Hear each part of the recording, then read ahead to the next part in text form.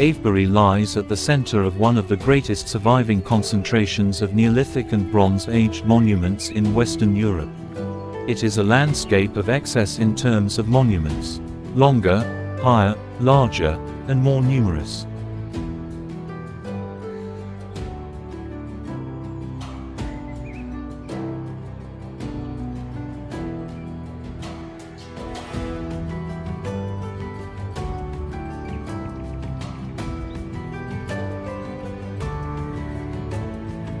The circle of ditch and bank at Avebury, cut from the underlying chalk rock, encloses the remains of the largest stone circle in the British Isles.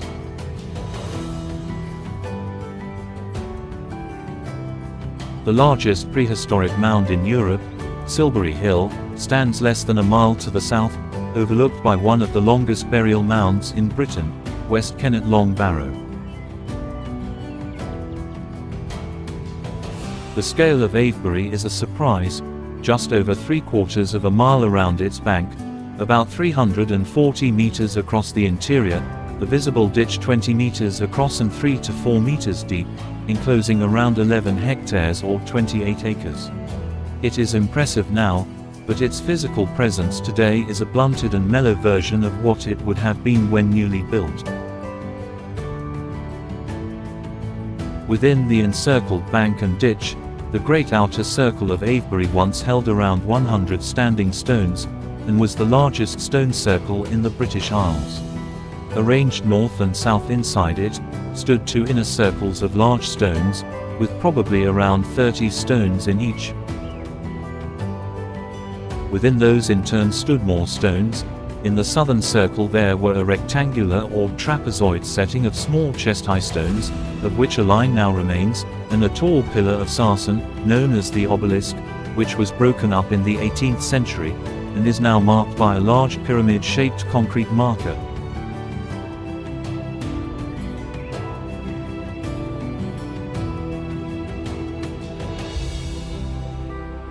In the northern circle a now buried setting of stones, possibly in curving rows, and at its center 3 huge stones, 2 of which still stand, known as the Cove.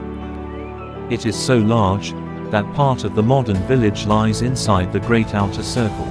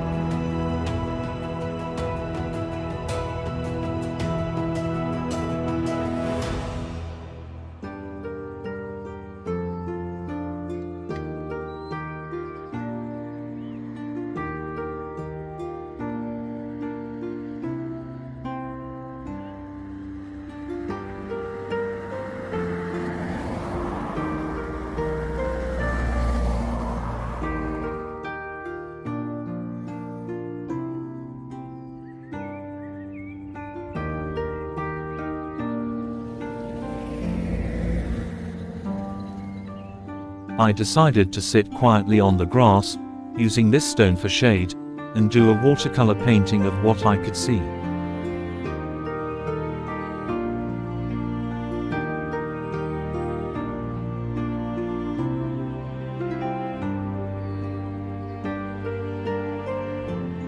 Behind the stones is the Red Lion Public House, and a few other village buildings. I spent about 90 minutes to create this painting. Then I visited the gift shop, before rejoining David and Robert for some lunch, near the Visitor Information Center.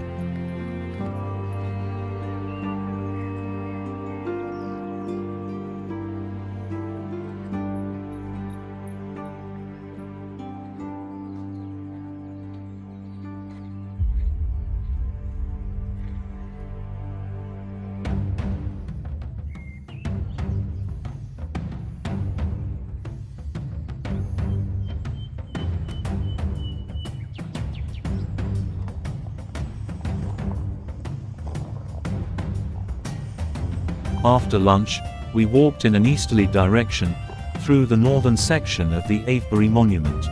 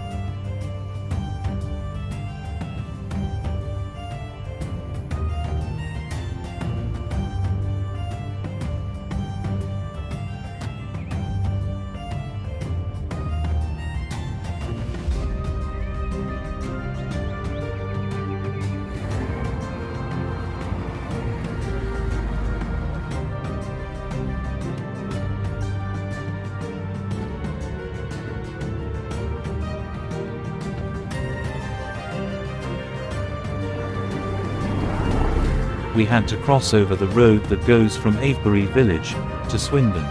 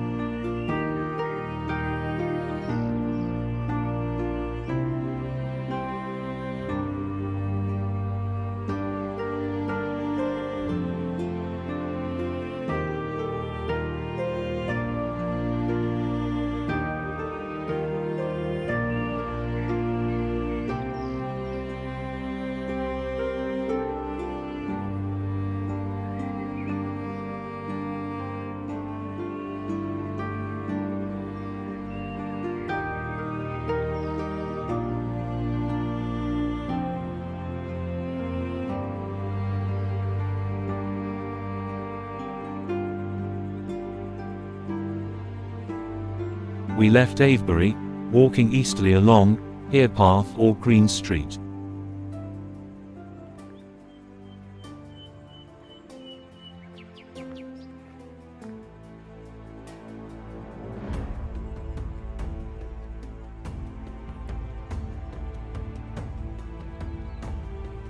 And just past a farm on the right-hand side, we turned right, onto the Ridgeway National Trail, heading in a southerly direction.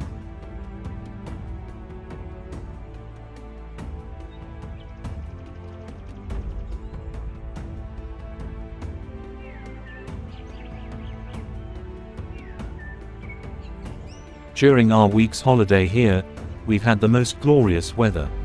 Day after day of unbroken sunshine.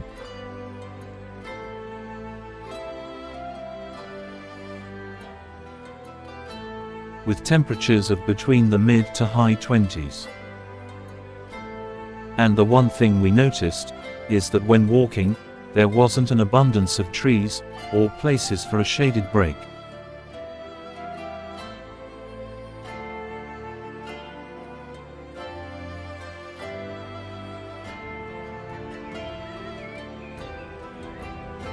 The temperature did take its toll on us, but we were lucky to find this small area of woodland, for a short breather.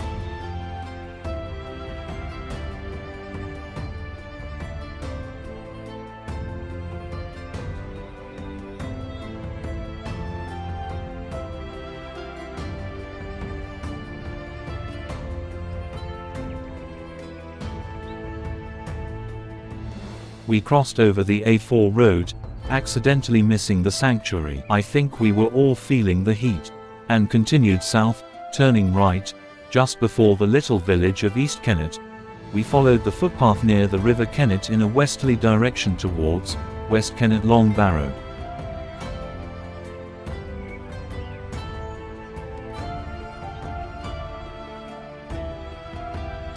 West Kennet Long Barrow dates from 3700 BC.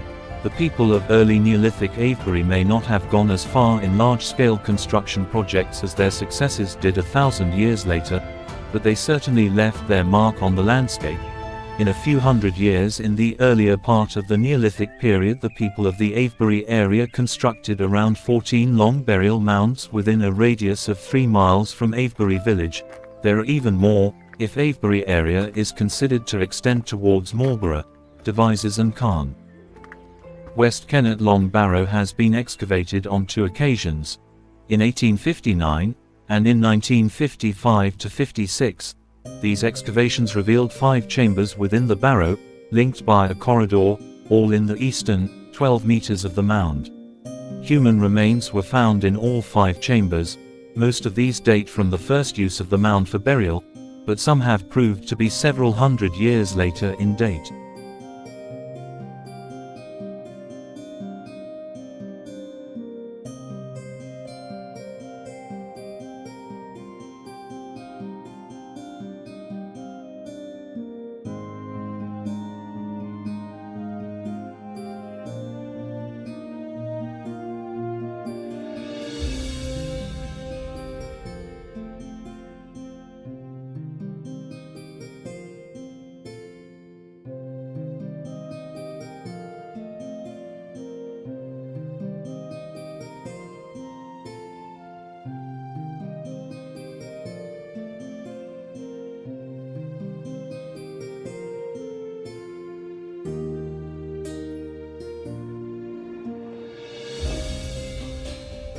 That was an amazing experience, to be able to enter an ancient burial mound, or barrow.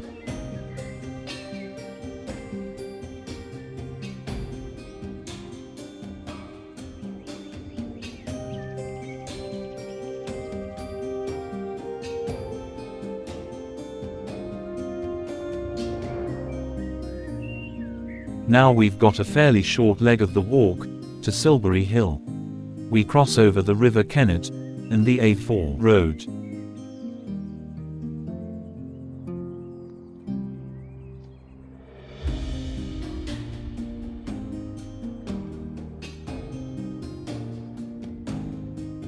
Silbury Hill is the largest prehistoric mound in Europe and is completely man-made. At around 37 meters high and 30 meters across its top and 500 meters around its base. It seems people started bringing loads of soil and gravel, for whatever reason, around 2400 BC. Silbury Hill really is a prehistoric enigma that will baffle us for some time yet.